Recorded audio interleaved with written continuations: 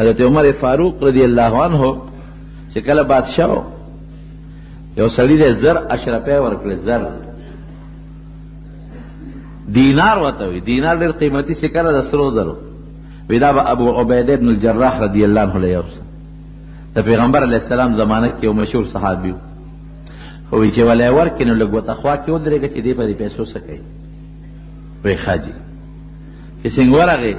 ابو عبیده بن الجراح له تیلی ورکا، وی امیر المؤمنین دا راکړی ده چې دا دله ورکا او که د خپل ضرورت یو کینی بس دا رده شوې. هغه وی الحمدلله امیر المؤمنین ته زما سلام وایا او ما قبول یې کړل. او فوراً یو ویندې ته آواز وکړه فلان کې وینده وله راله، دا لس پلان کیله یوسه، دا شل پلان کیله یوسه، دا 50 پلان کیله، دا 10 پلان کیله، دا 2 پلان کیله. تیلی په هغه ځای خیرات کړه. سړی چې لاړ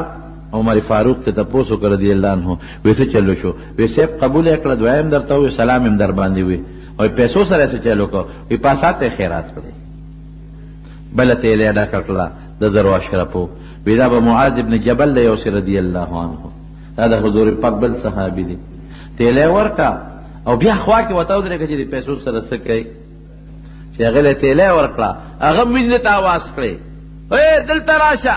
وینده چې راله یو له ورکوه، دا فلانکي ګاونډي له، دا فلانکي ګاونډي له، دا فلانکي له، دا فلانکي له، دا فلانکي له. چې تیلی په خلاصېدو شو نو ښځې پردې نه پورې غاړه آواز وکړه، وی مونږ هم پکې څه پرېږده که نه، ټولې دې وویشلې. نو چې تیلی وکتل اخره کې پکې 2 روپۍ پاتې وې. ویندې له ورکړې، وی ښه دا د کور مالک یې له یو څه. استازی لاړ حضرت عمر فاروق رضی الله عنه ته الوی، وی ور مې کړه، وی څه ووې؟ وی ستا ثنی وي او د خدای ثنی م ووې او سلام یې در باندې وي او قبول یې کړه. وی پیسو سره یې څه چل وکړه؟ وی همغه یې وکړه چې ابو عبیده بن الجراح څه کړي، ټولې یې وویشلې. حضرت عمر ورته څه وویل؟ وی قربان او زار د خپل پیغمبر نه. وی صحابه ټول په یو صفت ساتلی دي، صحابه ټول په یو صفت ساتلی دي، یو بل نه دي خبر. هغه صحابین ټول خیرات کړو، دم دا ټول خیرات کړو. پیسو باندې خلک څونه خوشالېږي. دولت چې هغه پیسې امیر المؤمنین ته اختیار ده که بیت المال نه چاله ورکړي، هېڅ خبره پکې نشته. دا د بادشاه د مسلمانانو اختیار ده، که هغه خپلو بچو له ورکولې که ځان له ساتل، هېڅ ګناه پکې نشته. صحابو کې مالدار صحابه هم ډېر پاتې شوي دي، مال ګټل څه ګناه نه ده. لیکن د هغوی صفت سکون هغوی ته په پیسه او په دولت کې نه حاصلېده. هغوی ته سکون په دې کې میلاوېده چې پیسه را سره ده، بس خیرات یې که مو خلکو له ورکړم. زمارونو د نیک عمل یوه فایده دا د زړه اطمینان دی، د زړه سکون. دویمه فایده د نیک عمل څه ده؟ د الله رضا ده. نیک عمل هغې ته وایي چې مونږ یې د الله د منشا مطابق وکړو او مونږ پې رب العالمین راضي کړو، دې ته نیک عمل ویل کېږي. حضور پاک مبارک په یو سفر باندې ته یو ځای کې دمه وکړه. 2 صحابه یو درې نه یېرېده چې دې دره باندې دشمن چې ته را نه شي ورا باندې حمله ونه کړي. 2 صحابه هلته مقرر کړه، وی تاسو په دې دره کې زمونږ څوکۍ کوئ،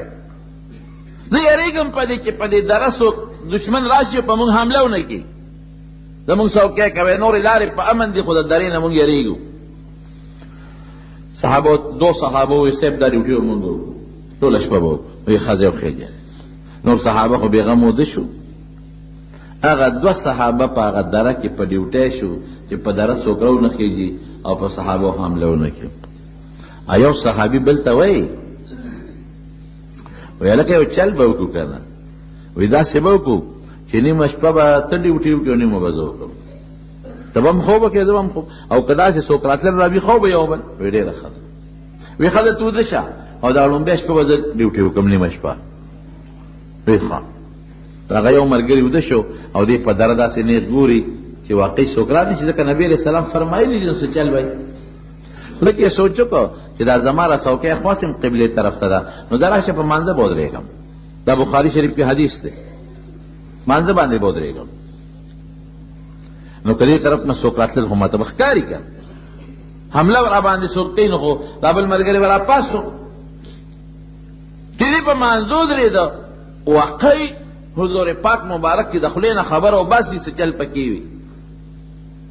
نو د هغې د مبارکې خولې خبره وه، د هغه طرف نه د دشمن نیتو پراتلل چې هغه وکتل چې په دره خو سړی ولاړ دی هلکه څوکیدار دی نو هغه د هغه ځای نه دشمن یو غشي مخامخ کو او دی یې وویشته. ګورې اندازه دي چې دا سړی دی او که څه ونه ده ځکه شپه هم ده او ځای لري دی دی په مانځه ولاړ دی او داسې رسۍ وویشته چې دی په دې سینه په غشي ولګېد د زر په دا غشي ځان اخوا کې لرې که ویې غورځاو همغسې لګیا دی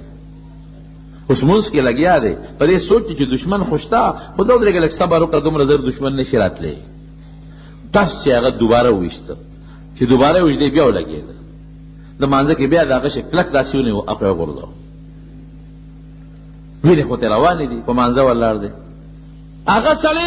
هم په شک کې پرېوت چې دا خو انسان نه معلومېږي ځکه دوه غوښې مې وویشتل چې ولګېد او که نه او که ولګېد نو دې ړقي ولې نه چې د هغه ځای نه هغه په بل غشي وویشته یو غشي باندې ولې دې غشي دقسې ځان نه وباسي غشي وښکل څونه ګران کار دی دې غشي وزرې وي کله چې په وجود کې نه نوځي که نه په اسانه نه نوځي خو چې راوباسي نو هغه وزرې چې راوباسي نو غوښه ځان سره پرې کوي داس چې بل غشي هغه وباسي بس دې کې مونځ زر خلاص که وینې ته بیږي ملګري ته ملګري پاس وی ولې وی څوک دی وی داسې دي وی دی زه وویشتمه وی دې رانه بیږي او د خدای بنده دا وخت به زه ولې نه پاسولم خیر بیا خو یې خپله ډیوټي وکړله او په غشو یې شروع کړه دشمن یې وتمبو هغه وتښتېد دشمن خو پوه شو چې دلته دره کې څوک موجود شته ملګري ته وایي وختي دې ولې نه پاسولم چې په لومړي غذار یې وویشتلې وی یو صورت مې شروع کړی و ډېر خوږ و ډېر مزېدار و نو له مې نه غوښتل چې صورت په میند نیمګړې پرېږدم او تا راپاسو دا شوق دی جی نو من عمل صالحا من ذکر او انثى وهو مؤمن فلنحيينه حیاة طیبة الله فرمایي دله به زه ښکلی ژوند ورکړم ښکلی ژوند څه شی دی دغه د زړه سکون د زړه اطمینان پیسه ورسره شته که نشته خو دی مطمئن دی دی خوشحاله دی ټینشن نشته پریشانی نشته غم نشته دک نشته د زړه فریاد نشته خوشحاله زندگی ده موږ نیک عمل نن پرېښی پریشانو کې پراته یو ومن اعرض عن ذکری قرآن شریف کې الله فرمایي ومن اعرض عن ذکری فان له معیشة ضنکا الله تعالی فرمایي چې چام زما د ذکر نه ځان غافل کړ نو فان له معیشة ضنکا دله به د تریخ ژوند ورکړم تریخ ژوند به په دنیا کې تریخي او ونحشره یوم القیامة اعما د قیامت پر ورځ چې د قبر نه پاسي ړوند به یې ړوند د ړوند دوه معنی کوي علما یو دا چې سترګې به بالکل ړندې وي نظر به یې نه لګي او دویم معنا دا چې ګمراه به وي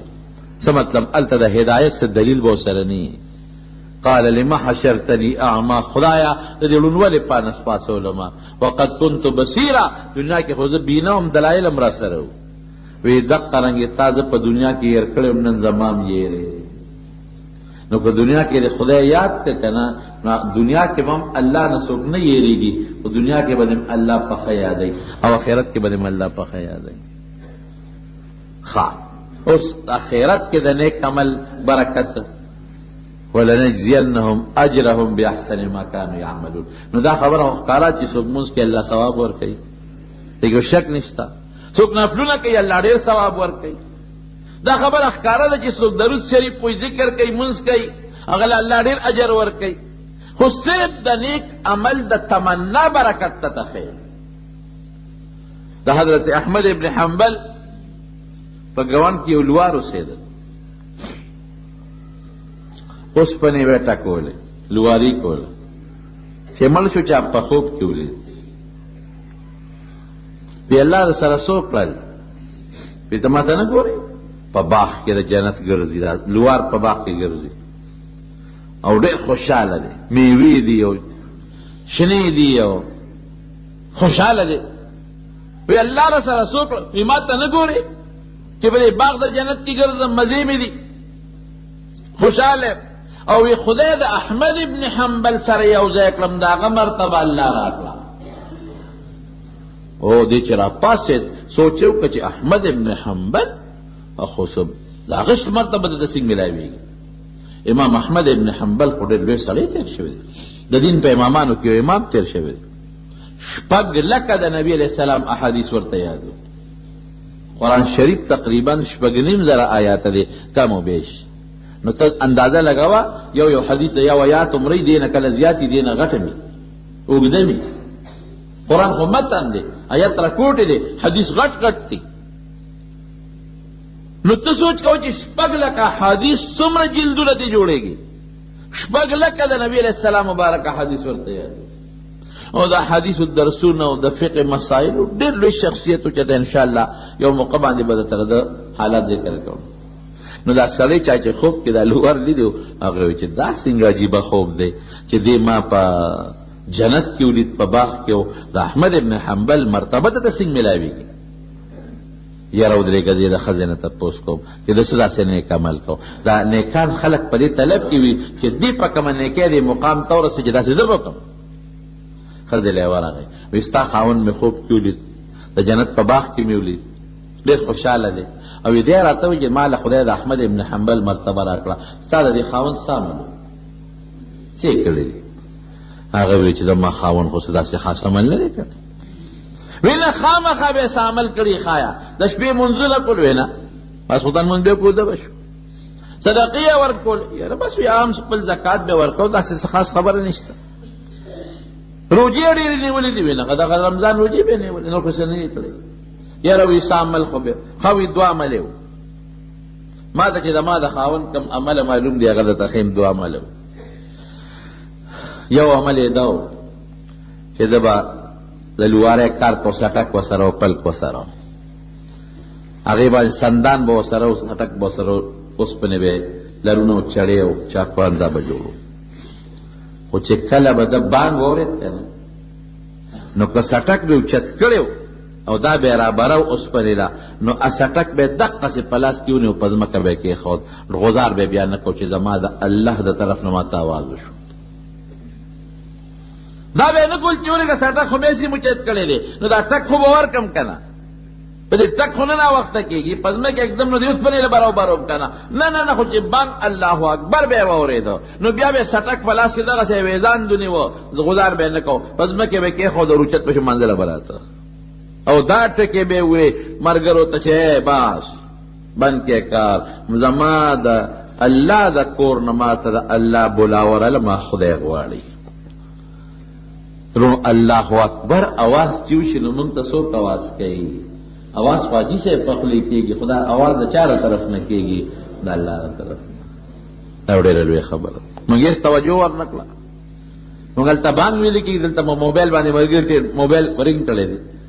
موږ خبرې کوو سره هلکه څنګه یې فلان کې ډېرې خبرې اوږدې کړو هلکه مهرباني وکړه د بانګ وخت کې موبایل مو اوچته وه چل کېږي او که د بانګ په وخت کې درته په موبایل رنګ راغی بند کوه هلته بانګ ویلې کېږي. نبی کریم صلی الله علیه وسلم فرمایي چې بانګ ویلې کېږي د بانګ جواب ورکړه جواب د بانګ دې ورنه کړه د الله را طرف نه تا ته اواز کېږي هغه اواز دې واونرېده ملګری ښه دی که خدای ښه دی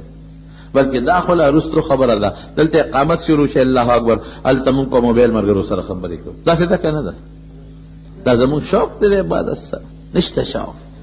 نو یو خو پکې دا عمل و چې بانګ به وي نو سټک که به یې لاس کې نو په ځمکه به یې کې خو غوزار به یې نه کوم. او دویم څه عمل و وی د احمد ابن حنبل زمونږ په ګاونډ کې اوسېده زمونږ او د هغه دیوال شریک دی نو مونږ به په اوړي کې بره په چت سملاستېدو لاندې ګرمي وه نو مونږ ته به احمد ابن حنبل ښکارېده نو چې مونږ به بره په چت اوده کېدو احمد ابن حنبل به پاسې د شپې به یې تهجد کول وی زما د خاوند به یو ټول لومه هغه داسې کړي دي یو سوړ اسویلی به یې وکړه یا الله بلا بچي دې را په غاړه کړي دي څوک هم خدای که دا سټک نه وه بچي به مې څه خوري که دا مزدوري نه کوم نو بچي به مې څه خوري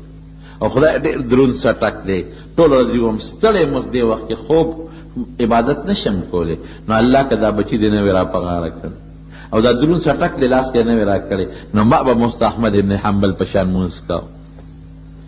افسوس څنګه خدای تا ته ودرېد او څنګه بېغمه تا ته تهجد کوي او تر ټوله شپه لګیا دې تهجد کوي نو خدای ستړی نشم کولی او که د شپې به دې چې ته په ډډه وړېده نو بیا به احمد ابن حنبل ته وکتله به په مانځه ولاړو ده به بیا دغه اسویلی وکړو یا خدای سخون کوي دا منځ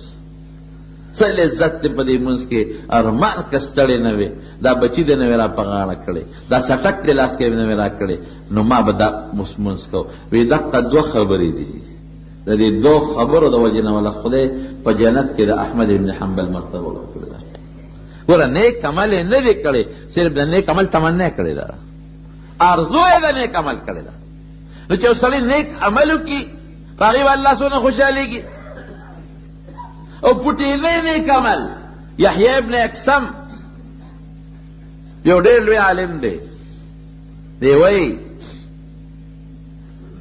یو ځل احمد ابن حنبل اودس کاو امام احمد ابن حنبل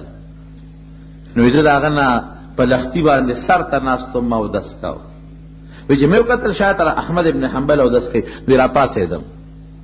وی ما وی چېرې دا زما اوبه په دې ډېر لوی امام د پاسه ور روانې دي نو شاته دا بېادبي ده نو شاته کېناستم شاته مې اودس وکړ لږ احترام مې وکړ اوس داسې ګناه نه ده چې یو سړی د لختي په سر اودس کوي او روانې اوبه پدیتېږي هم نه